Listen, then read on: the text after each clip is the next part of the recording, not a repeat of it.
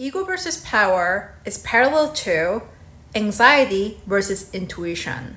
Just like when you thought you were making the best decisions for yourself, it felt right, it felt very aligned, but you ended up being a very self-destructive decision. Whether that was a relationship or a job you took, you ended up settling, or you got into a very messy situation where you were hurt yet again by power abuse that you did not see coming. Ego can often feel like empowerment, and this is where good girls go wrong on their bad bitch journey. Here are 5 ways to tell the difference between ego and true power.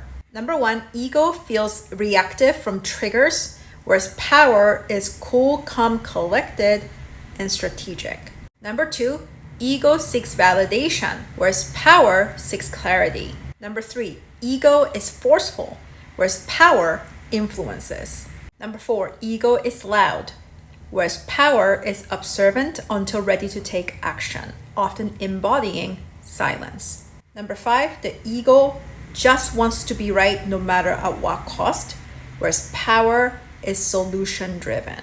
Let's go deeper into what the ego versus power looks like and why many times in your good girl to the bad bitch journey, you will think that you're empowered and doing the right thing, but you are reactive and driven by ego and self-sabotaging. And while you're self-sabotaging, you will not realize that you're self-sabotaging. You feel like you're doing the right thing. You feel like you're the empowered bad bitch until you start to get the results.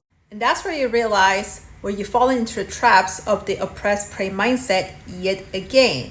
Hindsight can sometimes be 20/20, but even then, this is not the best way to live your life, because once you create that much destruction and additional trauma, you have to recover, and then you are forever fighting at the foundation level. You can't build anything when you rise up, feel empowered, self-sabotage, and then crash down again. Due to the programming, you're making all your decisions from the programming, what the programming deems as the right thing to do versus the wrong thing to do, for the best chance of your survival. Yet, the good girl to the bad bitch journey is about thriving. So you first have to challenge the programming of what the programming considered as the right decision versus the wrong decision. So many good girls start from a very disempowered place, and they feel like they gain power when they flip to the opposite end of the spectrum in their behaviors. For example, if you've been silenced all your life, you may suddenly feel like you need to fight with everyone. If you've avoided and froze from a conflict, you may suddenly feel like you deserve better and you're going to scream and shout and tear everyone apart. That's an example of the ego being mistaken as empowerment. The previous version of you, who was passive and very much afraid to act or speak up, mistakenly believed the extreme other end of the oppressed mindset, which is fighting reactivity because you're resentful of how much you've allowed harm to be done onto you and how these evil narcissists have gotten away with it. That resentment is already coming from a place of triggers. You are no longer thinking with your logical brain. When you're so sick of being oppressed, you think that the opposite behavior is empowerment. This is very similar to those of you who've experienced very violent, loud type of narcissists will fall for the performative male, the covert or vulnerable narcissist. The spectrum of behaviors look quite different from each other, but the financial intentions and the ulterior motives are the same. Both forms of abuse, whether they're overt or covert, are tools for subjugation and mind control. As you wake up from the long hibernation of desensitization, you may suddenly experience a lot of anger. Before, you may have contained your triggers internally. Now the triggers become ultra expressive. Both are forms of coping mechanisms of the oppressed.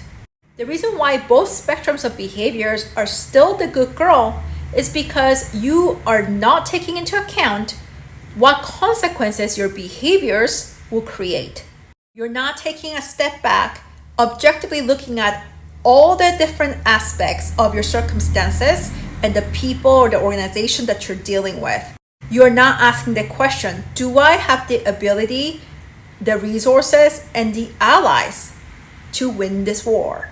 Only the oppressed will jump into a battle without preparation, only fueled by heroism and shielded with nothing more than their own fantasies.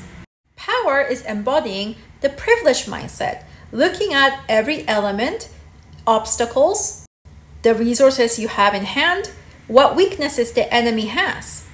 Doing a calculation of whether you have a chance to even win in this war. If you watch somebody else win a similar type of war, it is not a guarantee that you'll win the same war.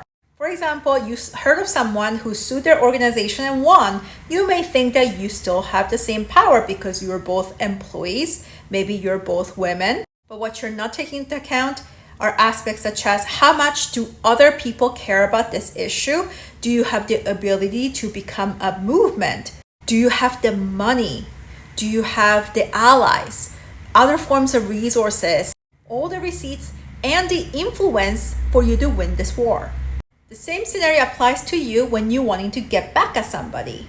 Someone who really hurt you, betrayed you, and how you're blindsided and you kept giving in and you're pleasing this person. That really hurts. It makes you stay up at night. The ego just wants to be right, wants to win, wants to powergasm. As you become more successful, your level of self-awareness must increase. Someone who's living in survival mode versus somebody who's thriving and making things happen, exactly the type of success that they want to have one significant difference between them. Self-awareness. Self-awareness isn't only about you being aware of what you're thinking and feeling. That's the most basic level of self-awareness. The next level is understand the impact you have on people. And the next level up from that is understanding consequences to a deep level. Not just understanding if this then, but understanding the ripple effects of how will this affect me in the next 2, 5, 10 plus years? How will this affect my legacy? Is the person I'm being right now concerned about these problems that will be considered petty to the future me who's already overcome all this? Are my thoughts and behaviors in alignment with the future self, the person that I am aspiring and working on becoming? Ego leads to more self-sabotage, reacting, coping, avoiding facing yourself and facing the music leads you to make decisions where you invite more trauma. When you make decisions based on power, not what you think is realistic based on who you've been, and through the lens of the scarcity mindset, what makes sense to the good girl who's so used to being the oppressed prey and losing in power dynamics. Leveling up first starts with embodying the privileged mindset, and that is how you become the bad bitch. Every decision that you make either builds or takes away your self-esteem. When you react from being triggered and become self-destructive and destructive in general, you feel bad about yourself, and no matter what you say to yourself in denial that you're this empowered bad bitch, you deeply know that what you've been doing is driven by ego, and that knowing eats away at your confidence level, and that will lead you to settle. And once you settle, it becomes a downward spiral because the person who made that decision is primed to make more decisions that take away their power. Getting into an upward spiral works like this. Even when it's not realistic for you, imagine what would somebody who is already the bad bitch do in this scenario? If money wasn't the issue, if my circumstances or my family upbringing weren't the issue, what decisions would I be making right now? Would I still be married to this person? Would I still be in this job? Would I still be settling?